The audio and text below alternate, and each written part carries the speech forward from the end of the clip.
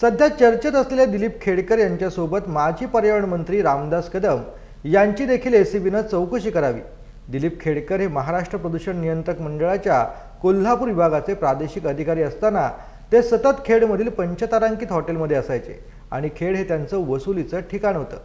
ज्या ठिकाणी ते क्लोजरचे नोटीस द्यायचे त्या ठिकाणी मंत्र्यांची नावे सांगायचे। जिल्ह्यातील सर्वात मोठी एमआयडीसी असलेल्या लोटे एमआयडीसी मध्ये त्यांचं मुख्य ठिकाण होतं। माजी पर्यावरण मंत्री रामदास कदम आणि त्यांच्यात आर्थिक संबंध होते, त्यामुळे त्यांच्या सोबतच रामदास कदम यांची देखील चौकशी करावी अशी मागणी आता दापोली विधानसभा मतदारसंघाचे माजी आमदार आणि शिवसेना उद्धव बाळासाहेब ठाकरे पक्षाचे जिल्हा प्रमुख संजय कदम यांनी आज पत्रकार परिषदेत केले।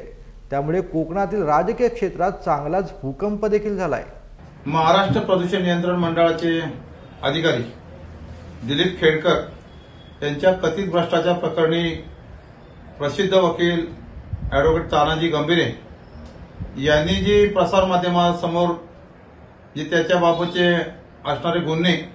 याच्याबाबत खुलासा करत असताना तत्कालीन पर्यावरण मंत्री रामदास कदम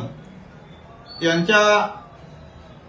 झालेले आरोप आणि ह्या आरोपातून रामदास कदम यांनी केलेले खुलासे की माझा त्याच्या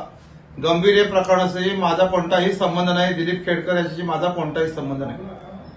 आम्हाला या ठिकाणी नमूद करावं वाटते की दिलीप खेडकर हे प्रदूषण नियंत्रण मंडळाचे अधिकारी असताना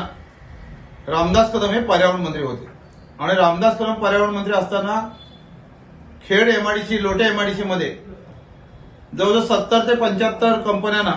क्लोजर नोटीस देण्यात आले आणि त्या क्लोजर नोटीस देऊन त्यांची वसुली आणि हप्ते जमा करण्याचं काम हा दिलीप खेडकर करत होता। आणि मग दिलीप खेडकर याचं लोटे एमआयडीसी मध्ये कोणकोणत्या हॉटेलमध्ये त्याचं वास्तव्य होतं, चिपळूणमधील कोणत्या रेस्ट हाऊसला हा दिलीप खेडकर राहत होता आणि हे राहत असताना कोणकोणत्या कंपनीमध्ये तो गेला होता याची पूर्ण माहिती एमआयडीसीच्या कंपनीच्या व्यवस्थापकांना आहे। आणि मग याच्यातून जमा केलेला पैसा कोणापर्यंत जात होता, मंत्र्यांकडे कशापर्यंत त्यावेळी पैसे पोहोचत होते,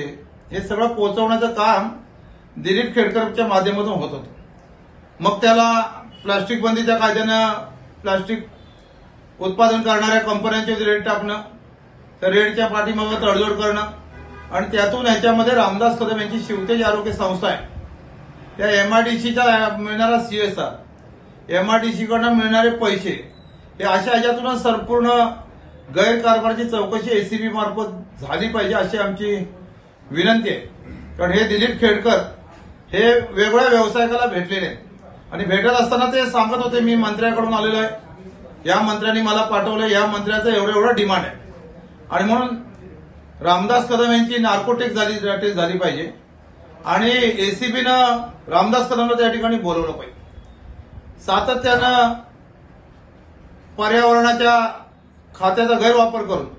मुंबईला असणाऱ्या असंख्य टोलेजंग इमारतीच्या बिल्डर लोकांना त्या ठिकाणी बोलवलं पाहिजे की त्यांच्याकडची जी असणारी त्यांना मिळालेल्या परवानग्या रामदास कदम यांच्या कारकिर्दीत ज्या परवानग्या झाल्या त्याच्यामध्ये ते पडताळून केलं पाहिजे आणि ती जर पाहिलं तर निश्चित त्याच्यामध्ये यांना जेलची हवा खावा लागेल आणि म्हणून एसीबीने चौकशी झाली पाहिजे। याकरता आम्ही राज्याचे मुख्यमंत्री असतील, राज्याचे गृहमंत्री असतील आणि अँटी करप्शन ब्युरोला आम्ही स्वतः त्याच्यामध्ये जाऊन तक्रार देणार आहोत। रामदास कदम कुठलाही आरोप आल्यानंतर दूध का दूध पाणी का पाणी करतात। आता खेड नगरपालिकेमध्ये त्यांनी शासकीय जागाची हडप केलेली आहे, ती शासकीय जागेमध्ये त्यांच्या संस्थेला जागा मिळत असताना अर्ज आहे, त्या अर्जावरती त्याची सही नाही आणि मग खेडच्या नगरपालिकेच्या सीओने सुद्धा आम्हाला खरी नक्कल दिलेली आहे की अर्जावरती सही नसलेला अर्ज आणि तशामध्ये 20,000 स्क्वेअर फूटचं बांधकाम करून हे माझं कायदेशीर आहे आणि म्हणून सत्ता असल्यानंतर ह्यांचं कायदेशीर होत आहे। पण गोरगरिबाचा इथे एखादं बेघर बांधायचं असेल, इंदिरा आवासचं दारिशेखरच्या गरीब लोकांचं घर बांधायचं असेल तर त्याला असंख्य अर्ज पाहिले जातात, त्याला कागद गोळा करावे लागतात आणि त्याची छाननी त्याच्यामध्ये होते। मग नगरपालिकेने 20,000 स्क्वेअर फूट जागा देत असताना आता ज्या अर्जदाराची सहीच नाही, जो कोरा आहे आणि त्याच्याबाबतच शिवणपत्र आहे की इथं अर्जावरती सहीच नाही, आणि म्हणून अशा खोटा दस्तऐवज जमा करायचा, प्रॉपर्टी हडप करायची आणि त्यांच्याबद्दल कोण बोलला तर माझ्यावरती सुद्धा या ठिकाणी खेडचे आत्माराम भोड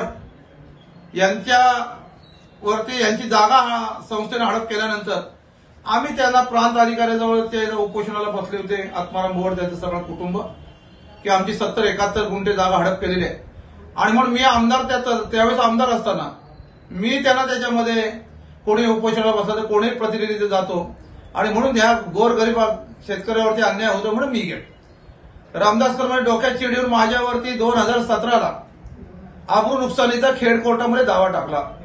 आणि माझ्याबरोबर एबीपी माझा असेल, IBN लोकमत असेल, भोड हे कुटुंब आहे, यांना सगळ्यांना त्याच्यामध्ये खेडच्या कोर्टामध्ये दावा टाकला आणि त्या दावा 17 ते 2024 जवळजवळ 7 वर्ष तो दावा चालला आणि दाव्यानं आज त्या कोर्टाने निकाल दिला की हे सगळं थोतांड आहे, हा अर्ज निकाली काढण्यात आलेला आहे. आणि म्हणजे सातत्यानं यांच्यावर आरोप केले रामदास कदमवरती की 10 कोटीचा दावा, 20 कोटीचा दावा, यांनी करोडो रुपये खायचे आणि आरोप केल्यानंतर यांची बेअप्रूव्ह होते आणि मग ते बेअप्रूव्ह झाल्यानंतर कोर्टाची टिकत नाही आणि मग आणखी दुसऱ्या कोर्टात टाकायचं आणि गोरगरीब लोकांना त्रास देण्याचं काम सातत्याने रामदास कदम करत आहेत आणि म्हणून एकदा यांची चौकशी एसीबी कडे झाली पाहिजे.